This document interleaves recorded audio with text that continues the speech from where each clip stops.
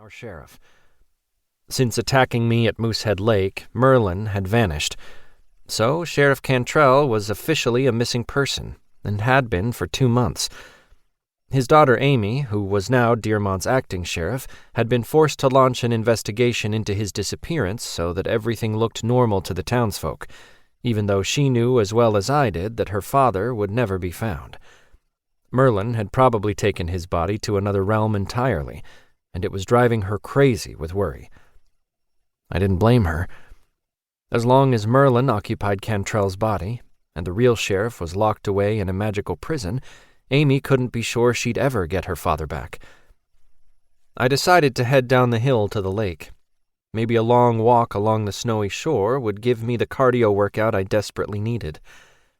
As I passed the window of Blackwell Books, I glanced inside and saw Victoria Blackwell at the checkout, serving a line of customers. I'd never seen the place so busy before. There were usually 1 or 2 customers browsing the shelves, but I could see 5 times that number waiting in line, and many more browsing the shelves in the deeper recesses of the store. Victoria noticed me gazing through the window and waved me inside. I went through the door, being careful not to collide with the customers coming out with their purchases clutched in their hands. "Alec," Victoria said as I entered the store. "It's so good to see you. How are you?" "I'm fine," I said, raising my voice to be heard over the hubbub. She raised a section of the counter to allow me through. "Come through here, dear. I can't hear you." I joined her behind the cash register and said, "I'm fine. Business is a little slow at the moment, unlike in here. Does it get like this every Christmas?" "This isn't because of the time of year," she said, ringing up a young couple's purchases on the register. "This is because of our new coffee shop upstairs." "Coffee shop?"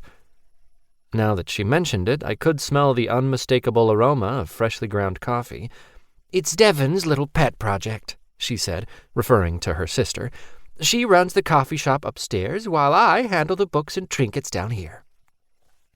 I gestured to the line of people waiting to be served. It seems to be working out well. I was surprised a coffee shop could bring so many people into the store. Main Street was lined with coffee shops and cafes, and drinkers had a huge choice of establishments to visit. Why did it seem like half the town's population was in here? "It's working wonderfully," Victoria said. "The customers come in and have a drink and perhaps some cake, and then they buy books." "Sounds ideal," I said. At least someone's business was booming. "Why don't you go upstairs and take a look?" she suggested. "Try a piece of Devon's carrot cake. It's out of this world." "Sure," I said. Maybe a cup of coffee and a slice of cake were just what I needed before setting off on my lakeside walk. In fact, the more I thought about it, the more I felt as if I needed those things. "I'm going to go up there now," I said. "I'll see you later." "All right, dear," she said, smiling. "Enjoy." I lifted the hinged part of the counter and made my way past the line of customers to the stairs. My mouth was watering at the thought of coffee and cake, which was strange because before entering the bookshop, I hadn't felt hungry or thirsty at all. At the foot of the stairs sat a blackboard with the words "Coffee This Way" written on it. Beneath the words was a simple chalk drawing of a cup of coffee. Beneath that, an arrow pointed up the stairs. Even the simple drawing of the cup with 3 wavy chalk lines representing steam made my mouth water. As I climbed the stairs, I felt a sudden stab of hot pain in my shoulder, as if I'd been hit with a burning poker. I was familiar enough with the sensation to know that one of my magical warning tattoos had been activated.